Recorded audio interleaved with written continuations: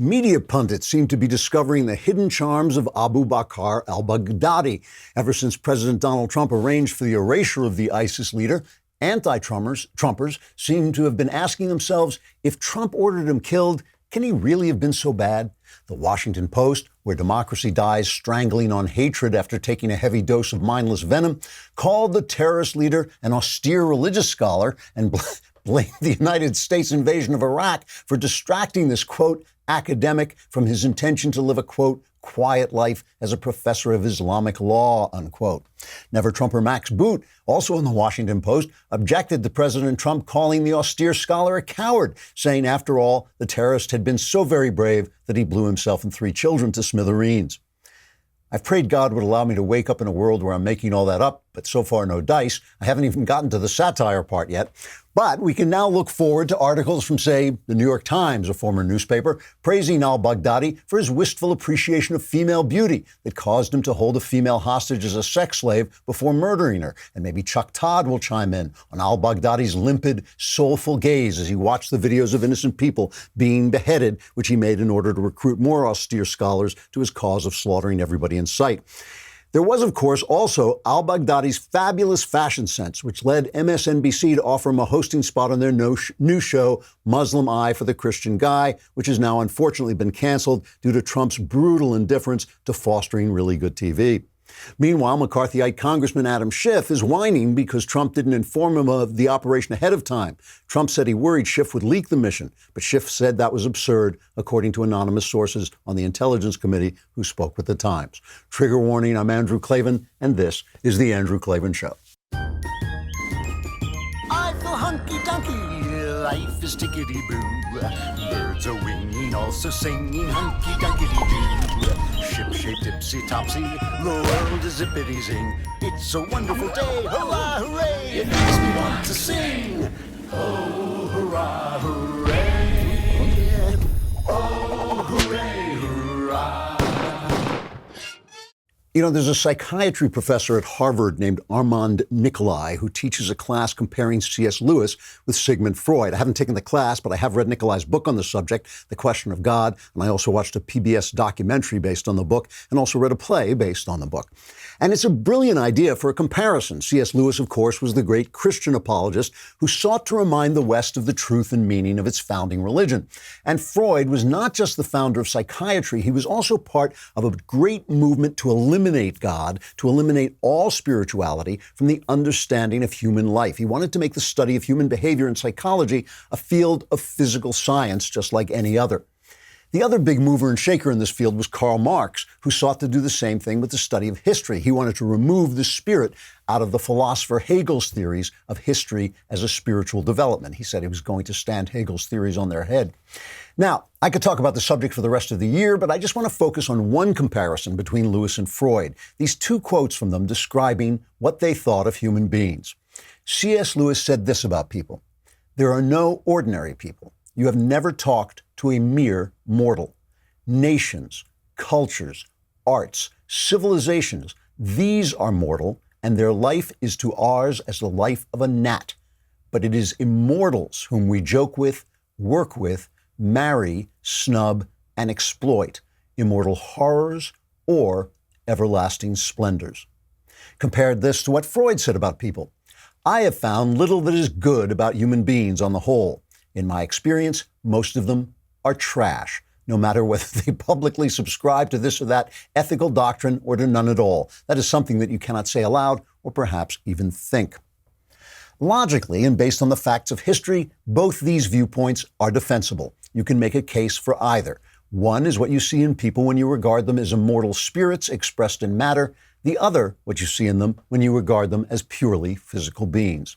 God has decreed that you can logically choose for yourself how to look at them. I would simply add from my personal experience, having tried both approaches, that C.S. Lewis's approach will lead you to greater depths of understanding, wisdom, joy, and compassion, but Freud's approach will get you a job in a university's liberal arts department, so it's your call.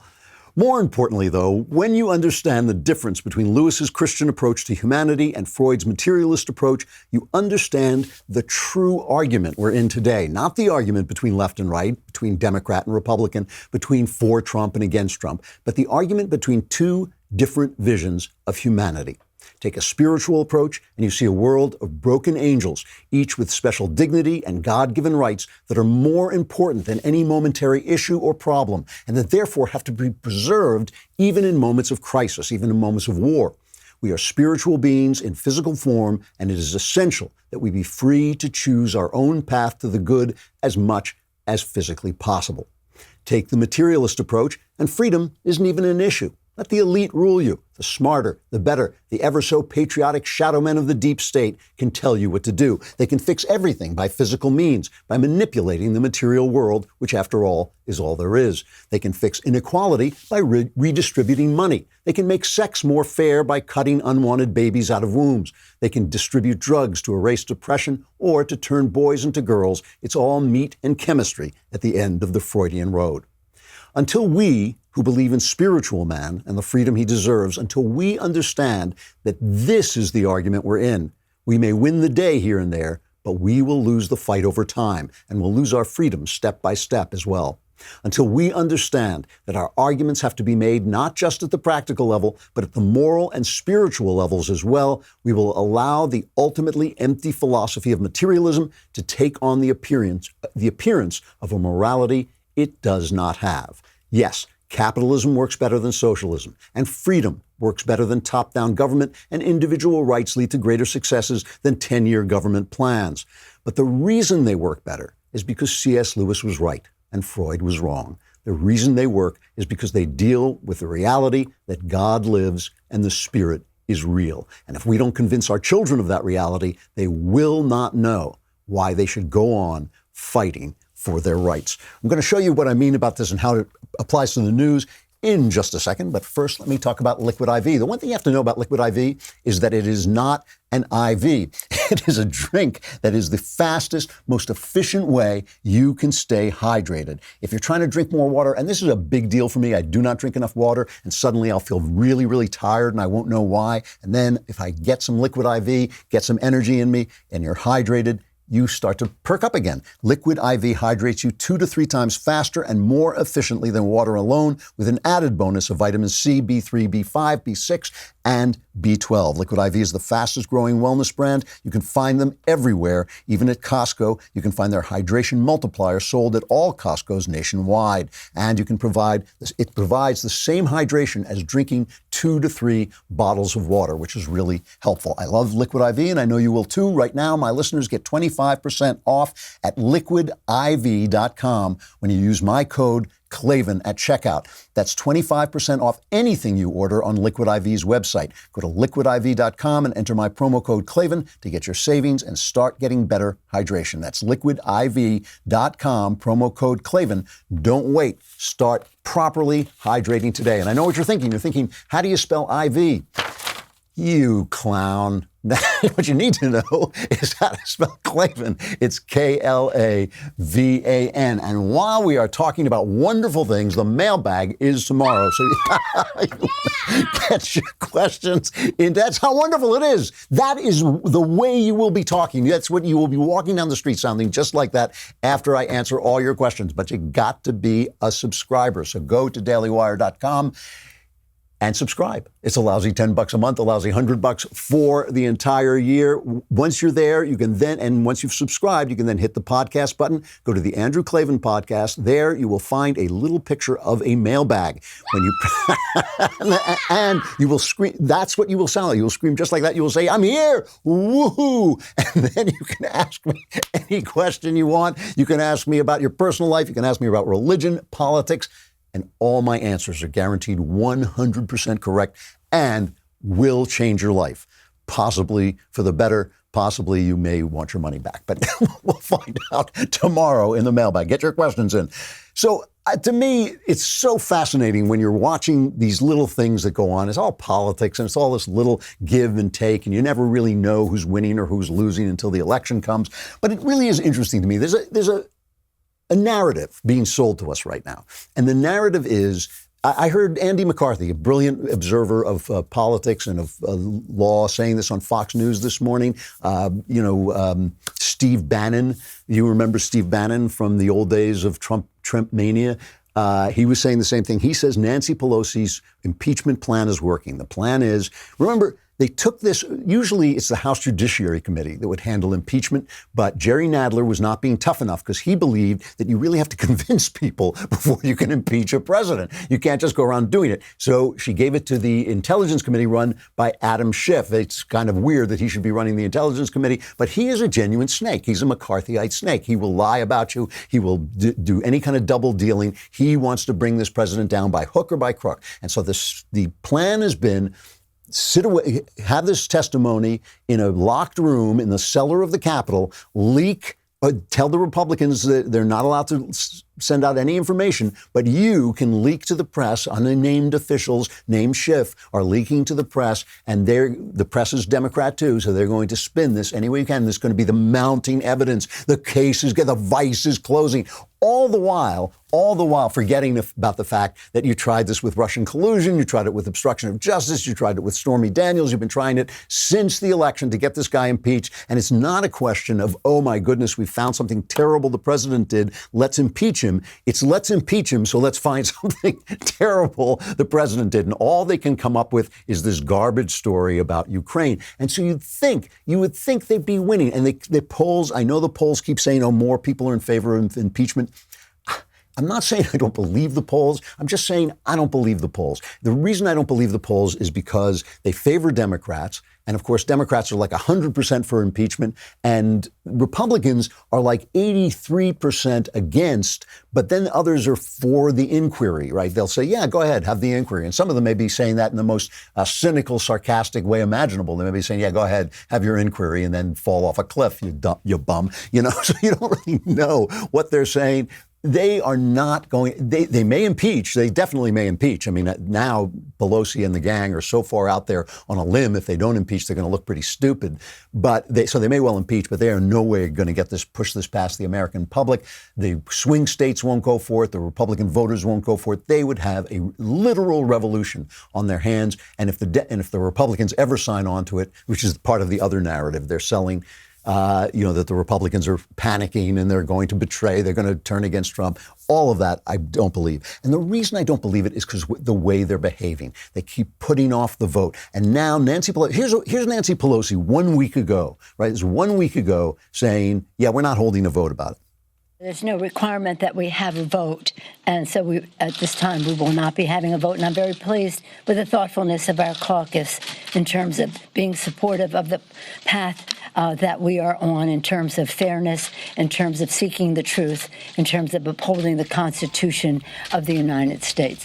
Okay, so that was 1 week ago. And now she sends a letter, I guess reading from the Wall Street Journal, the House plans to vote on a resolution. So she's cracked a little bit. She's blinked. The House plans to vote on a resolution laying out Democrats' next steps in the impeachment inquiry into President Trump and move to a public phase of the investigation, the first significant vote since the probe began. This isn't a vote to authorize starting an impeachment inquiry, but it would affirm the one started last month into whether Mr. Trump pressured Ukraine to investigate a political rival. So the actual resolution is supposed to come out later today. We do not know how fair it's going to be, but we do know that Nancy Pelosi had to bend a little bit because of this incredible weight of information, of a sense, just a sense that it was unfair. Here's Jim Jordan making that case. We think this whole thing's a charade to begin with. I mean, like we've said several times, the facts are the facts and they haven't changed. You saw the call transcript. There was no conditionality there. There was no quid pro quo there. You've seen both people talk about the call, President Zelensky, President Trump. President Zelensky said there was no pressure. You know that Ukraine never knew that the money was held up at the time of the call, and there was no action taken by President Zelensky or Ukraine to condition release of the dollar. So there's never been nothing there. But Adam Schiff down here in the bunker continues to have these secret depositions and then go out and leak stuff like this whole story in the Washington Post talking about the type of questions that we're at. I think the irony here is they're doing it all in secret. And yet they go out and leak everything to the Washington Post, all this inaccurate and false stuff that's in the story. But yeah, the facts haven't changed. We think this whole thing's a charade. So this is a real test, I think, of the American people and where their minds are at, because it's so obviously unfair and it's also irrational. It's irrational that all these other attempts to to impeach the president have failed and turned out to be nothing. They've all been dirty dealing behind the scene. They've all dealt with leaks. We've seen Adam Schiff lie at least twice when he said he hadn't met the whistleblower before, and he had, when he said that he had seen proof that Trump colluded with the Russians, and he hadn't. We know that he's dishonest. So the idea that we should suddenly be taking them seriously is so irrational. And even to hear people, I mean, on all the stations, including Fox, where they debate whether this latest guy is telling the truth or not, we don't know because we can't see him, so we don't know whether he's telling the truth. Plus, we've seen what was in the phone call. So they keep saying, here's a guy who was actually in on the phone call. We've seen what was in the phone call. And if that's an impeachable offense, then really, having your shoelace come untied is an impeachable offense. This is a nonsense process from the beginning to the end. And I think Pelosi is, I think no matter what they say, they can tell you it's working. They can say it's good. Obviously, Pelosi has political considerations. Maybe she wants to bring this vote so that some of the Democrat congressmen in Trump districts can vote against it and say, look how independent it was. I stood up to Nancy Pelosi. Maybe that's part of her calculation. Maybe she feels that the polls are so much in her favor that now they can bring this out in the public. Maybe this resolution is going to be so unfair in and of itself that we won't really get to see what's going on. We'll just get to see a sort of another kabuki show brought out into the public instead of held up in secret. But the very fact that she has to answer with all this media power, with all this secrecy, with all the Democrats in her corner, that she has to answer the question of fairness is really interesting and tells you something about the way our political system actually works. And I'll talk about that in just a second. But first, let me talk about Ring. I am waiting still to receive my new Ring, so I want to put it on because I want my home to be safer. And Ring it's just a really good way to keep watching your home, especially now. School is underway. You want to be careful that you know where your kids are.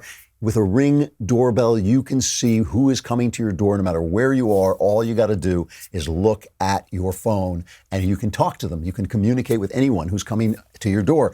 Ring's mission is to make neighborhoods safer. And with the season changing and school in session, it's more important than ever to keep an eye on your home and those you love. Ring helps you stay connected to your home anywhere in the world. So if there's a package delivery, surprise visitor, you get an alert. You get to be able to see, hear, and speak to them all from your phone. You can even make sure your children make it to the bus on time and get home safe at the end of the day. As a listener, you have a special offer on a Ring starter kit available right now with a Ring Video Doorbell 2, that's what I believe I'm getting, and motion-activated floodlight cam. The starter kit has everything you need to start building a ring of security around your home. Just go to ring.com/Klavan. That's ring.com/Klavan. Additional terms may apply, like Klavan. How to spell it? Klavan. No E's in Klavan. I just make it look this incredibly easy. So let's talk about C.S. Lewis for just a second. Mere Christianity.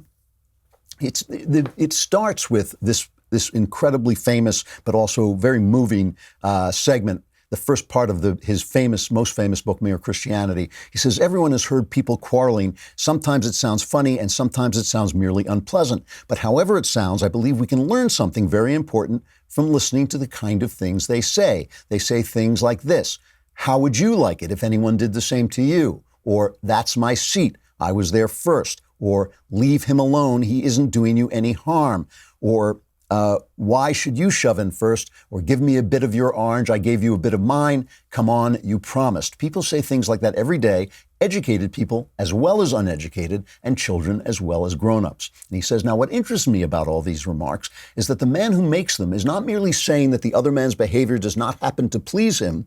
He is appealing to some kind of standard of behavior which he expects the other man to know about. And the other man very seldom replies, to hell with your standard. Nearly always he tries to make out that what he has been doing does not really go against the standard, or that if it does, there is some special excuse. He pretends there is some special reason in this particular case why the person who took the seat first should not keep it, or that things were quite different when he was given the bit of orange, or that something has turned up which lets him off keeping his promise. In other words, what Lewis is talking about is universal morality, what he sometimes referred to as the Tao, T-A-O, the Tao from the Tao Te Ching, the way that we live. And the argument of the left for the past, I'll go with 50 years, has been that standard doesn't exist, that it's a product of evolution, that it's not something that we are observing. The evolutionary argument is that we developed this sense of morality out of the way we interact with each other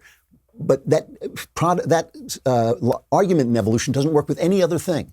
We don't say, oh, we developed an eye so we could invent light. We don't say, oh, we developed a nose so we could invent smells, but we say we developed a moral sense so that we could invent morality. But no, of course that's not true. We invented an eye so we could see the light in some form that is actually there. So we could smell that we developed the sense of smell, so we could smell scents that are there in some form. That we developed the sense of morality so we could see this standard that C.S. Lewis is talking about. And the problem that Republicans have is that they so often don't appeal to that standard. Not Republicans, conservatives, I should say. We tell you, oh, capitalism makes everybody rich. It lifts people out of poverty. But we don't talk about the morality of freedom, of being free, and why each individual has a right to spend the money that he has. We allow them to make the argument that somehow we're greedy for wanting to keep the money that we have. When we don't want to keep it, we want to decide what kind of charity we are going to put into place. And it's really interesting. Let's visit for a minute. Do we have Knucklehead Row? I want to go over to Knucklehead Row for a minute. Oh, hey, hey, oh, hey, ho, let's go waltzing down to Knucklehead Row. So, at Knucklehead Row, a writer named Jennifer Weiner, who I've read before, and I don't admire her very much, but she said something. I don't want to make fun of this because I think it really is important. The other day, Trump was at the World Series and he got booed. And that, they made it sound like that was incredibly wild, but it wasn't. First of all, he was in Washington, D.C., so there's no Republicans there. And secondly, I remember Obama got booed. I think it was at an all-star game where he was pitching. This is America. We're a garrulous, loudmouth bunch of mutts, and we boo our politicians. And why shouldn't we boo our politicians? He's not the king. He's just the president. And yeah, we can boo him if we don't like him. So they made a big deal of this. But Jennifer Weiner on Knucklehead Row made an even bigger deal out of it. She said she watched, it's kind of amazing. She said, I watched the video of him being booed over and over, scrutinizing every second of the footage, waiting for the exact moment when Mr. Trump's smirky grin gives way to stony petulance. The precise instant when he realizes that this sea of red-hatted Americans are not his red-hatted Americans, as the applause for veterans gives way to lusty boos and the chants of lock him up ripple through the stadium. She says it's like she's watching porn, really. It felt like medicine, like balm for a weary soul. It wasn't until I'd watched the footage sped up, slowed down, and from 6 angles and heard myself crooning, "Let me taste your tears," that I started feeling a little sick, as if I'd gorged on Halloween candy. So why does she starts to realize who she is? And this is one of the things that always stuns me about the New York Times. The New York Times, where people, respectable, educated people are making the argument that we should be ruled by the deep state, are making the argument that the Soviet Union, a slave state, a truly oppressive slave state, was a good thing in some way, that it was better for women in some way, where they're making the argument that this country that has lifted so many people out of slavery, lifted so many people out of oppressive regimes, this country that has lifted so many people out of poverty and created a world of wealth that didn't exist ever before, that this country is somehow rooted only in slavery. This is the New York Times. And I sit there and watch. Don't you see how hateful you've become? Don't you see how you've let your philosophy turn you into these horrible, small, slave-dealing, ugly people? And it always shocks me. Well, here, Jennifer Weiner has a moment when suddenly she sees herself as she is. But the reason it upsets her that she is, in fact, turned into this hateful person, which, as far as I can see, virtually everyone at the New York Times has turned into, she says this is why. She says, we, Democrats, liberals, progressives, the resistance, whatever you call us, are supposed to be better than that. We're supposed to be the party of the downtrodden and the less fortunate. While Republicans support the fat cat billionaires, we stand up for the workers. While they put kids in cages, we work to reunite them with their families. When they build walls, we say all are welcome here. For them, the cruelty is the point. That's why we're here. For us, kindness matters. When they go low, we go high.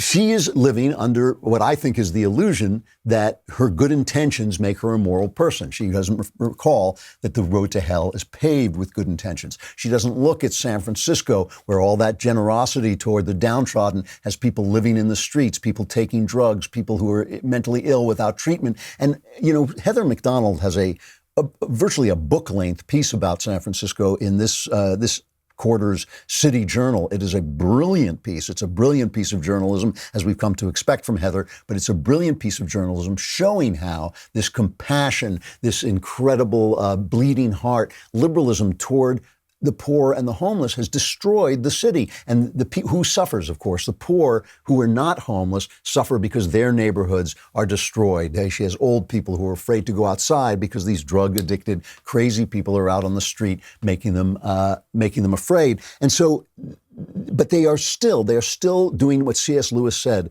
They are making their arguments in moral terms. And we have to make the arguments on the other side. And one of the things about making these arguments is they depend on what you think of human beings, what you think a human being is. If you think a human being is a meat puppet with a chemistry set inside, then maybe by, rejiggering his chemistry, maybe by rejiggering his meat, maybe by taking money from this one, because why should he have it? He's just a piece of meat. Why not give it to the other piece of meat? And now both pieces of meat will have the same money and everything's going to go well. The fact that that doesn't work, it's not the fact that that doesn't work is not the reason we oppose it.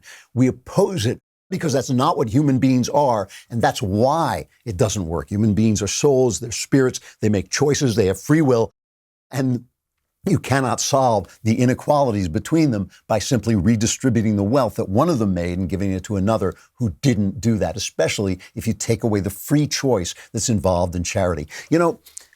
All of this stuff is they're trying to convince us as this stuff is passing away. Christianity, spirituality, they are working overtime trying to convince us that it's passing away. But also in the New York Times, the one guy over there that I really respect, who's Ross Douthat, he has a column where he says, not so fast, not so fast. He sounds a little bit like me here saying, I know that fewer people are going to church, but maybe it doesn't mean what we think it means. And one of the things he says in this argument, it's actually a really good argument. He talks about the fact that maybe the Christianity that's fading away, that the polls show fading away, is the lukewarm Christianity, but an intense belief is still remaining strong. But he also talks about the fact that young people are actually, because young people stop going to church when they go to college, they stop going to church, and then later when they start to have children, when they start to deal with reality, when they start to deal with mortality, they go back to church. But young people are actually going to church a little bit more than young people in the past, which bodes fair for the fact that as they grow older and more serious and more knowledgeable and more experienced, they may go back to church in greater numbers. He also points out that really the crisis in Christianity is a crisis in Catholicism, and there's no question why they're having that crisis. It's not just the scandal, but it's also the liberalization of Catholicism. So let me end with this. Let me end with Kanye West. Obviously, you've all heard that he's dropped this new album, Jesus is King. I'm in no position to judge Kanye West's music. It's not my kind of music. It's not what I like. And again, I made this joke. I was talking to Knowles the other day, and I said, in some ways, Kanye West, he may not be the spokesman we want to lean on, but he may be a good representation of American culture because he's a crazy narcissist, and American culture is a crazy narcissistic culture. And suddenly, with his conversion to Christianity, and again, I'm not judging his lyrics or anything, he's saying a lot of things that make him sound very much like a religious conservative, like this. The culture has you focused so much on somebody bitch and pulling up in a foreign and rapping about things that could get you locked up and then saying you about prison reform. Like, we brainwashed out here, bro. Come on, man, this is a free man talking. Democrats had us voting Democrats for food stamps for years, bro. What is you talking about? Guns in the 80s, taking the fathers out the home, Plan B, lowering our votes, making us abort our children. God should not kill. See, maybe not the most articulate argument, but those things go together. He is talking about a different version of human beings than the version that the left has been selling. And when he says this is a free man talking, he's right. You're not a free man talking until you understand the reasons why you should be free, which have to do with what a human being is. And those are the arguments we have to start making, because again, we're going to win political victories. Over time, we're going to lose political victories, but over time, we're going to lose the argument if we're not making the argument that we should be making, the real argument about what a human being is. All right, I got a great guest coming up, but come on over to dailywire.com. Do not forget, tomorrow is the mailbag. You got to subscribe, and then you can ask me anything you want, and all your problems would be solved. Who else makes that offer? Well, any liar can make it. But anyway, get your questions in, and I will answer them. Come on over to dailywire.com.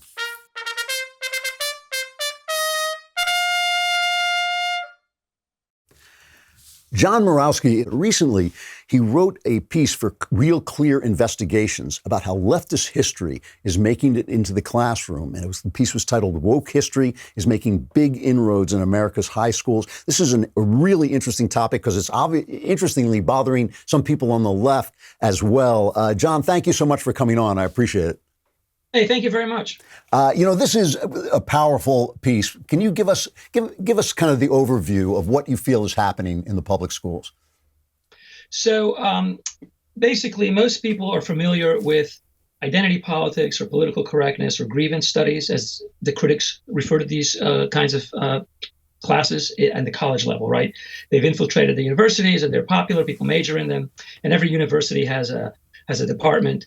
But these classes are now moving down to the level of high schools and middle schools to some degree as well.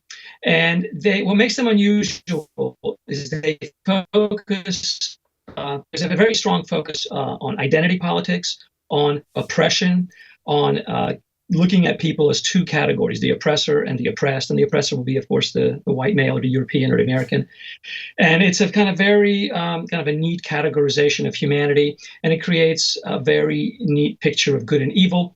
And kids are encouraged to, they hold mock trials to hold Western civilization on trial for crimes against humanity against the Native Americans. They also are taught how to draw manifestos, to bring manifestos of demands to their school administrators. So they're kind of, recruited into social activism and community organizing. So it's a completely different model of education where instead of having the students sit passively, listen, take in information, learn a subject, they're encouraged to be very emotionally engaged and to become engaged in terms of activism, activity, and social change, which is a component of their grade and what they're learning. So, it's called ethnic studies, and it's widely established in California, and other states are adopting policies.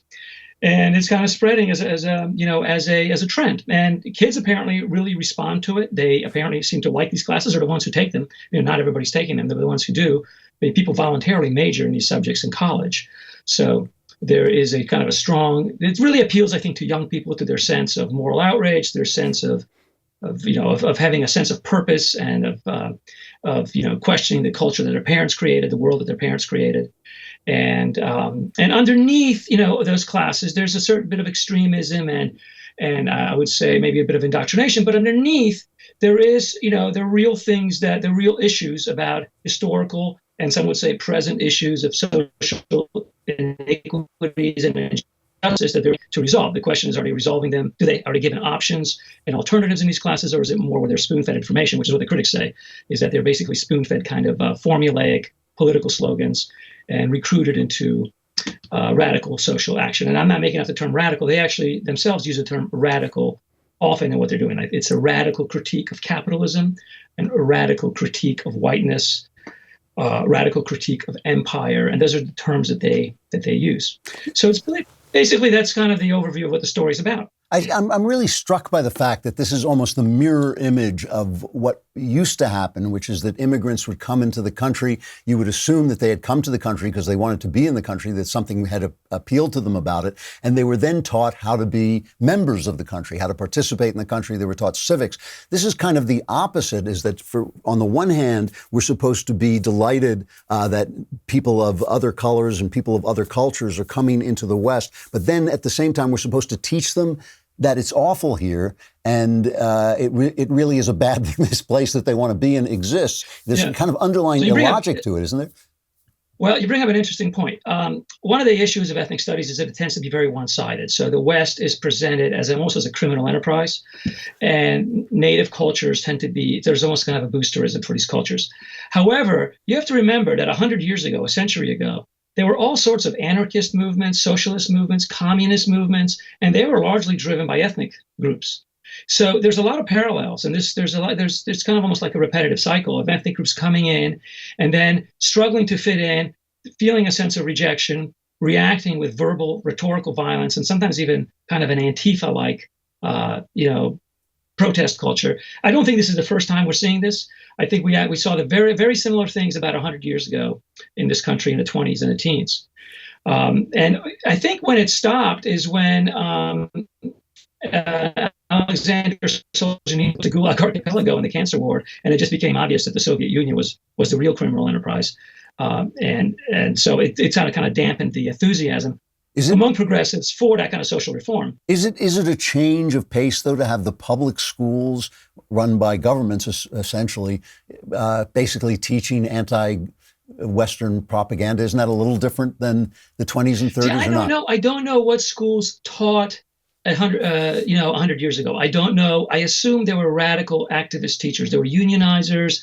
There was a lot of, America has a long history of radical activity. It's not something really new. We shouldn't think of it as new. We should think of it as just something that's part of the system. We're always dealing with it and negotiating. Just like there's always been a very strong conservative and far right wing. This, it's just part of living in a very large, complex, multifaceted culture. Is this a problem? Recently, there was a kind of controversial article in The Atlantic, and I'm sorry, the name of the author has slipped my mind, but basically he said that he, a liberal, a left-winger, was giving up on public schools because his kids weren't being taught the rudiments of civics, basically. They weren't being taught how the government worked. They weren't being taught the things that are useful. If you want to get ahead and be an elite person in the country, you really have to know how the country works. So isn't there a danger here that what will happen is in the same way the elites kind of sold us sexual liberation, but they live in steady marriages and have kids in wedlock, in the same way that they're sort of teaching the poor this radicalization, but they're going to want their kids to know how the society works and how to be a thriving member of it, or are they not? So I think the author you're talking about in The Atlantic was George Packer when he wrote about that's correct. Yeah, he was sending it the sort of the political correctness he was experiencing there. So my sense is that these movements appeal to the elites. It's the elites who are, where is it happening at universities? It's happening at elite universities. It's not happening at community colleges or vocational schools. The more elite the university, the more the quotient for social justice.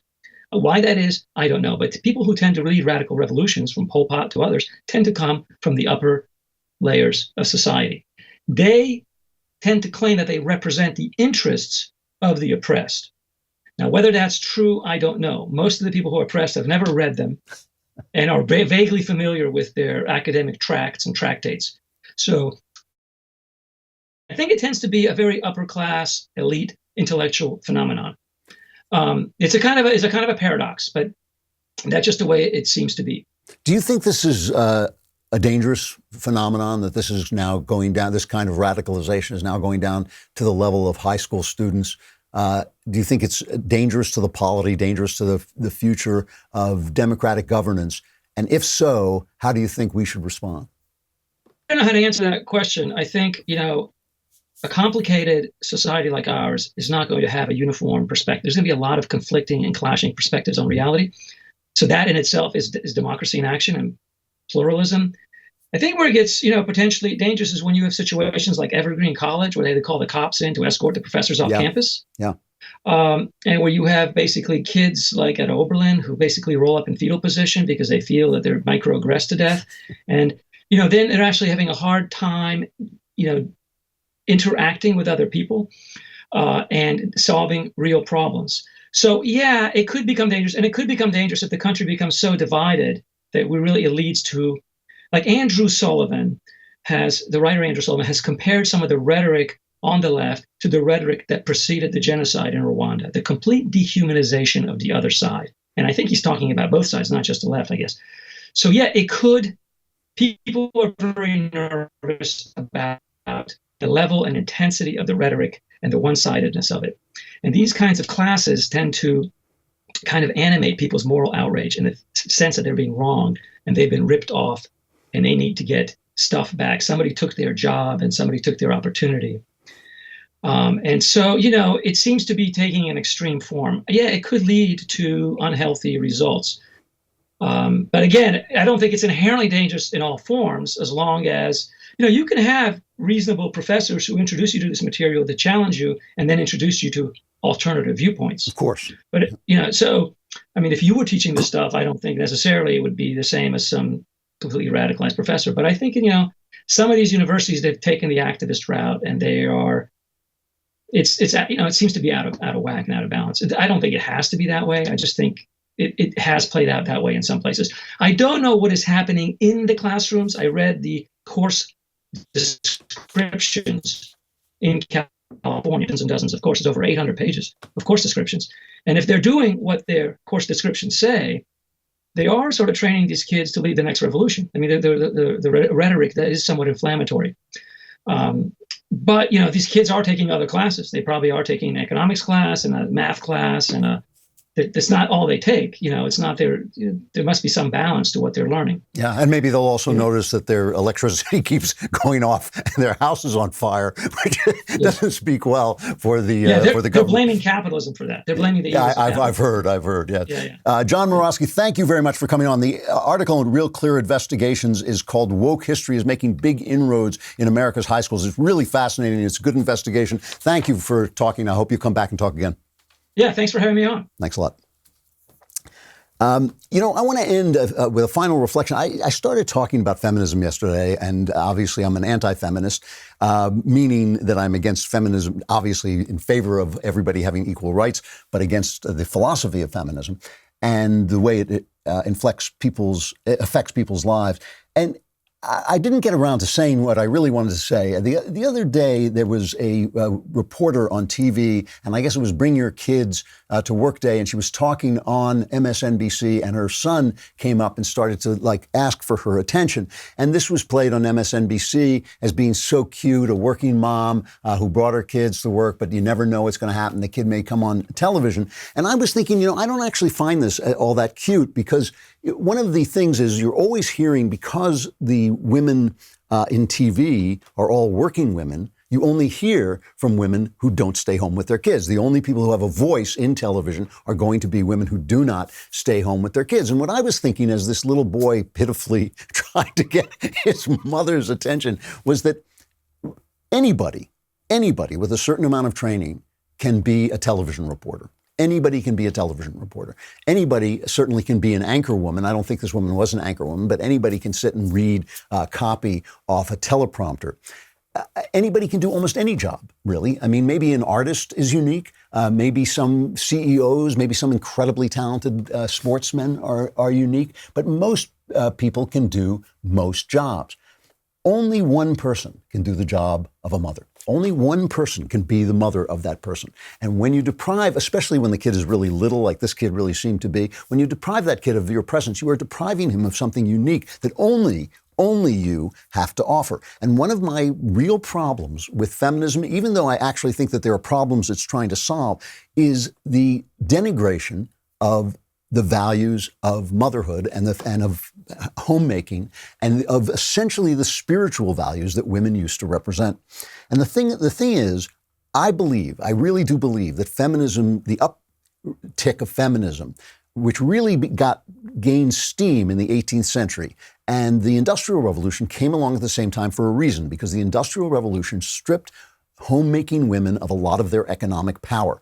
Homemaking women did not just raise children. They also had home industries. They also made clothes. Women were called the distaff, which was a thing that you used to make clothes. It was like a spindle that you used to make clothes. And so the women had all this economic power. When you read Proverbs 31, Christians always say, I'm looking for a Proverbs 31 woman. But when you read that description, it's a woman with great economic power. She goes out and negotiates for land. She does all kinds of business things so that her husband has a great life, but also so her family has a great life. And that was destroyed. A lot of that was destroyed by the Industrial Revolution.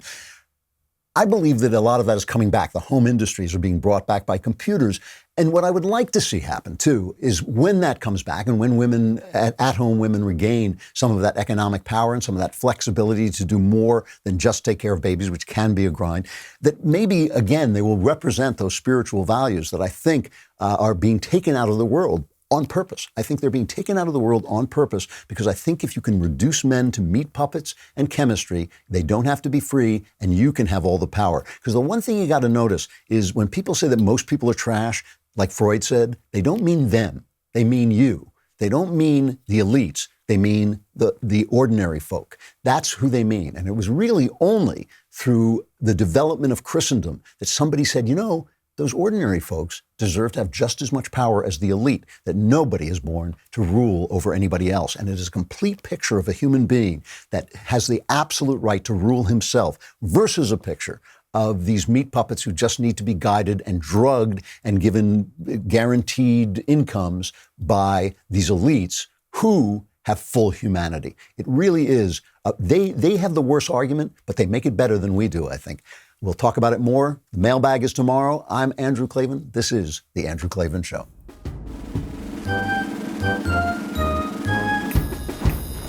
Oh, hooray, hurrah.